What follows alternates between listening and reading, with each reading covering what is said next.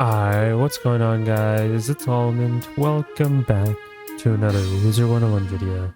In today's video, we're going to be talking about Mother-Son Challenge Mode. Now this is specifically Challenge Mode. I do want to clarify that. I've already uploaded a video talking about Mother-Son on Standard Mode, but this one's specifically Challenge Mode. So to the people who are either trying to get the badges or just trying to farm gear, etc. at like a higher rate, you're more likely going to be doing it on Challenge Mode, of course. And I know a lot of people have been wanting to see what the guides are and stuff, and I've done all these runs on stream whenever Salanopolis came out, but people were asking about the guide and everything like that. But even I get busy, right? I got other things to do as well, so certain things take priority. So if you're wondering why this video is quote unquote I guess late, that's really not, but there's a reason why. I eventually will post the rest of the challenge modes from Salanopolis as well, but I thought I'll start off with Mother-Son specifically, just because that's the one that I feel like is the easiest and people are going to want to farm. So I was like, you know what, let's just do Mother-Son. Very easy strat, not too difficult. It's basically kind of like Crash from Wallaroo. Wallaroo had like some easy challenge modes, some difficult challenge modes. This one's specifically one of the easy ones. So hopefully by the end of this video you understand how Mother-Son's mechanics work on challenge mode. It's completely different, so you do have to remember that as a whole. If you do enjoy this type of content, be sure to leave a like, subscribe, all type of stuff. Join Discord. We're close to 1.1k members in the Discord, and I appreciate everyone that's been subscribing. We're slowly but surely on the way to 5k subs, and you know, I appreciate all you guys. I'll keep putting out guides, I'll keep doing all the stuff I usually do as fast as I can, but keep in mind, sometimes even I'm slow because I got other things to do. I got college work to do. I have other things going on in life. So don't bear with me, all right? Bear with me when it comes to these videos. But let's talk about Mother-Son, okay? So Mother-Son is an interesting fight, and I know some people are going to be wondering, how do I unlock it? If you want to know how to unlock it, watch the previous Mother-Son video. In that video, I already talk about how to unlock it. I don't want to, talk about it too much in this video. But watch the previous Mother-Son video of it on standard mode, and I talk about the step-by-step process. So watch that video. But let's talk about its cheats, everything like that. And let's just deep dive into it like I usually do when it comes to these videos. Because at the time of recording this, the wiki doesn't have the cheats, and honestly I don't expect them to have the cheats yet because it takes a while to update the wiki. So if anything, if one of the wiki members are watching, they can just like copy paste the cheats and put them on the wiki. Pretty straightforward. But let's go over the cheats, right? So Mother-Son does have 21,000 HP on challenge mode. There's also a minion on challenge mode, which is Ghost Mander that has 3.8k, right? But let's start off with Mother-Son specifically. Mother-Son has 3 specific cheats that you have to look out for. The deck that Mother-Son has isn't as like, worrying and stuff like that. You don't have to worry too much about it, right? But it's specifically cheats that are going to be like, okay, this is what I need to do, and that's it. Pretty straightforward, right? The first cheat is you can die, right? If Mother-Son or Ghostmander, I don't think this is intentional because it should be specifically Mother-Son. I will want to preface this, but for some reason, if you hit the Ghostmander, it counts as evading the cheat. But anyways, if Mother-Son or Ghostmander does not take any damage during a round, so basically round 1, let's say you just didn't attack them at all, nothing, like no wand hit, no 2-pip, 3-pip, whatever, Mother-Son will interrupt cast a Sunn version of Ra at the end of the round. So will not be casted at the beginning of the round, it will be casted at the end. So if round 1 you're not doing anything, you're buff stacking, at the end of that round, if you do not, like she does not take damage or the Mander doesn't take damage, she will cast a Ra on the whole team. Now this is a specific version of Ra. It is a Sunn version, so you got to keep that in mind, right? Because there's no such thing as like Sunn pins or Sunn resist, right? That's not a thing. But it gives you a minus 65 mantle, so if you don't have accuracy and stuff like that, you will be cooked. But honestly, if you, with the strat I will show you, you can literally evade this whole cheat, right? But I do recommend having some accuracy, at least on the first person that's sitting in slot 1, which we'll talk about later. And I know some people might be wondering, is this just like Belloc and you can slot in a, put a poison on, put a path B elf and stuff like that? No, you cannot do that. On test room, you were able to do that, but it made the fight so easy. You can finish it within like 2-3 rounds. Probably, like, I think realistically you can finish it in 2 rounds on test round. It was just that easy. It wasn't like in line with everything else, so they decided to just completely remove that cheat. So shout out to Roberto on that. But Still, you can't use overtimes, but you just have to like hit either Mother Sunn or Ghostmander every round. Kinda easy, right? Next cheat is don't stay out in the sun too long. At the start of every 2 rounds, Mother Sunn will cast a Sunn version of Scald. For me, it's been every 2 rounds, but I've heard some people say it's a little bit inconsistent. People have gone in like the 2nd round and the 5th round. I'm not too sure what exactly is the activation of this cheat, but from what my experience is, it's been she does the Scald at the start of every 2 rounds. So just keep that in mind. This is just based upon my experience. And then as well, it's a Sunn version, so keep in mind like fire resist or whatever isn't really going to do much. It's a Sunn version. She is a Sunn boss. Yes, she is like also fire, but like predominantly her cheats are Sunn, so keep that in mind. And then the last cheat she has is in Star's Birth, you die. At the start of every 4 rounds, specifically every 4 rounds, Mother Sunn will cast a Sunn version of Power Nova. Now, this isn't just any Power Nova. I wrote little side note. Side note, this version of Power Nova will give you and your team a minus 40% weakness. So yes, it is a Sunn version and it gives you weakness. The only time you have to worry about this is if you're not using a Storm Hitter.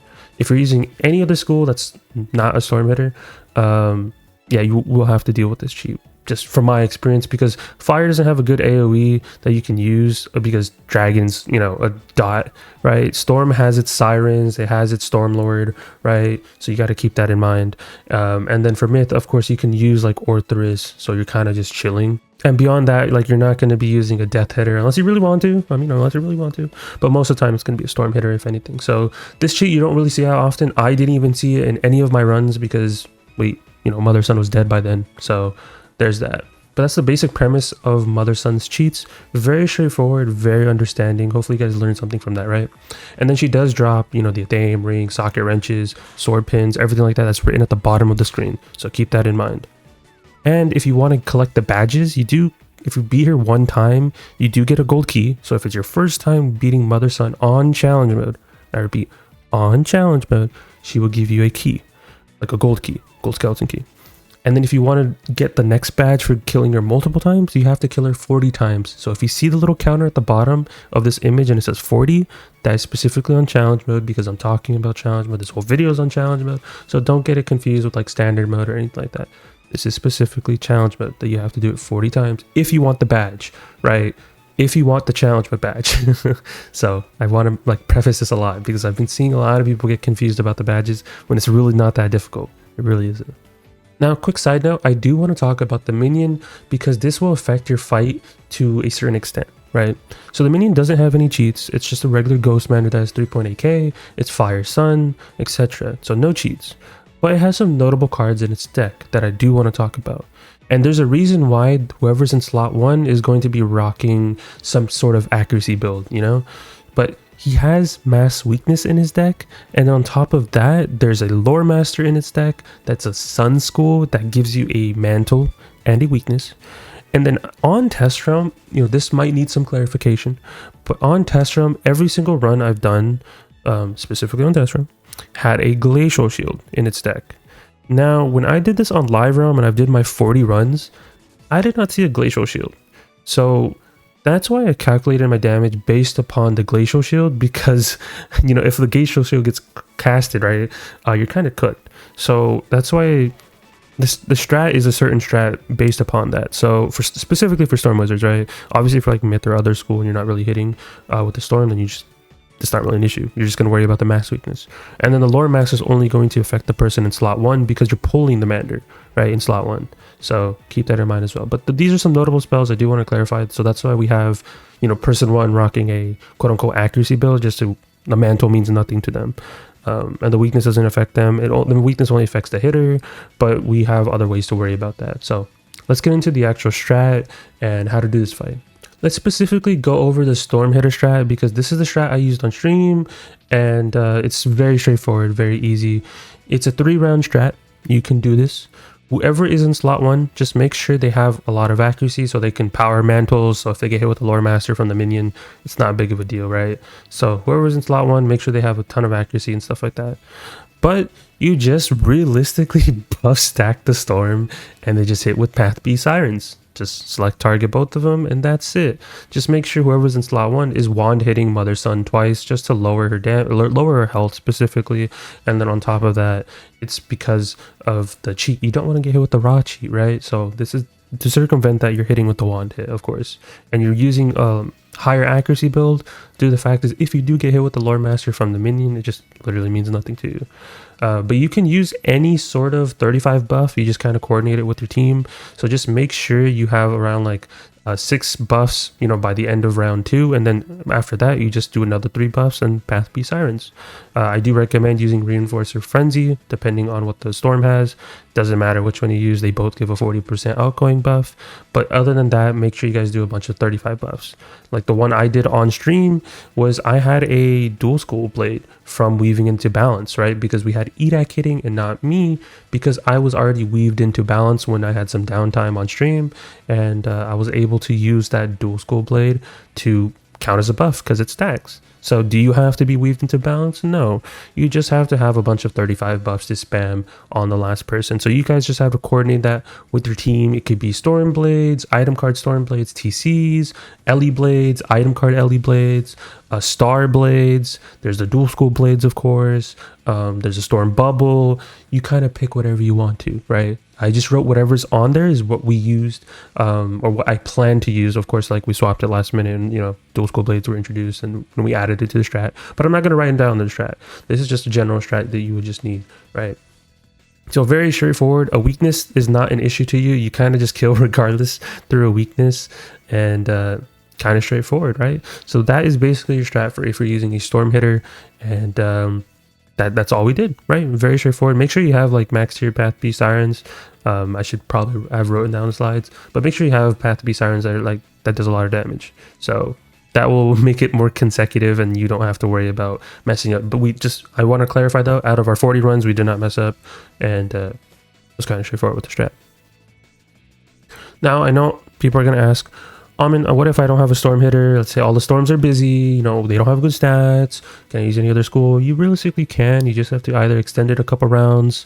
You more likely are going to get hit with the Power Nova cheat, so keep that in mind, because, you know, storms get to kill at round 3, so they can just avoid the whole Power Nova cheat. But if you're in other school, like, you know, Myth or like some other school, you don't have enough damage to be able to carry yourself to the next round and be able to kill on the same specific level as a storm. So it kind of gets extended to a round 4, but that's why they added this new card called Purge.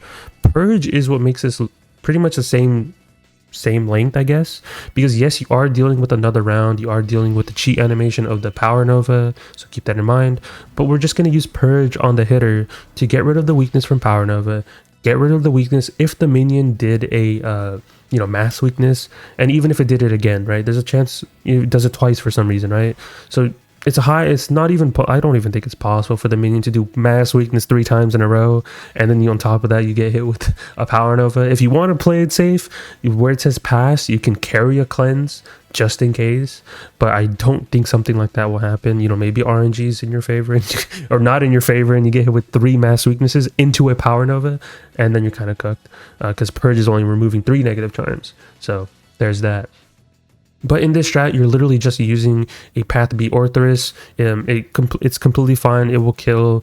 You're just doing the same exact strat, just another wand hit, because, like I said, you don't have enough buffs to kill by round 3. If you really want to kill by round 3, technically you could. If everyone is weaved into a school that has a myth trap, you can, you know, use that to your advantage and get an extra 5%. And, you know, you could kill theoretically by round 3, but I didn't want to include that just because weaving's still kind of relatively still new, and I don't expect players to have weaving done for every single school, on every single path, for every single character. Personally, I've been taking it a little bit slow just so I don't burn myself out, but I got all the main content I want to kind of push out on the channel, so there's that. But yeah, you can use a myth hitter, hit with an Orthoris Path B, and you're kind of good to go. So that's just another strat if you guys want to do. There's plenty of other strats, right? Plenty of other strats. Is this the end all be all strat you must do? No. At the end of the day, do whatever you want. I'm just showing you guys what I've done in my experience of runs. I know people are going to ask, can you make another strat for this school, another strat for this school, another strat for this school? If I did that, we can be here for hours, right? It just depends on what your team comp is, right? Like, even when we did challenge mode, we had what, a bounce, a fire, and 2 storms, right? I know people can be like, we need a life on every single challenge. Yeah, you can use a life, it will make it like easier and stuff like that, but it just goes to show that you can use like a bounce, a fire, and 2 storms and you'll be okay, right? You don't need a death to spam V plagues, you don't need a life to spam rebirth or like regenerate Bath B. You know, you can do this and you can make it work. Okay, so that's it basically. Hopefully this mother son challenge mode guide helps you in your adventures if you guys want to farm the Athems and Rings. I know not many people are farming the Athems and Rings because, you know, it already existed in Wallaroo, but some people are still going to be doing mother son just because they want the badges and they want to unlock that sacred challenge mode gear of the Shadow Seraph looking gear, right? Which I've seen a lot of people wanting to grind it, and I've seen some couple people now have the gear, which is interesting to see. So props to everyone else that's been also getting the gear. I know it's not an easy feat, right? It does take a lot of time. I mean for us, we did it like in 1.5 days, or like however long we did it, right?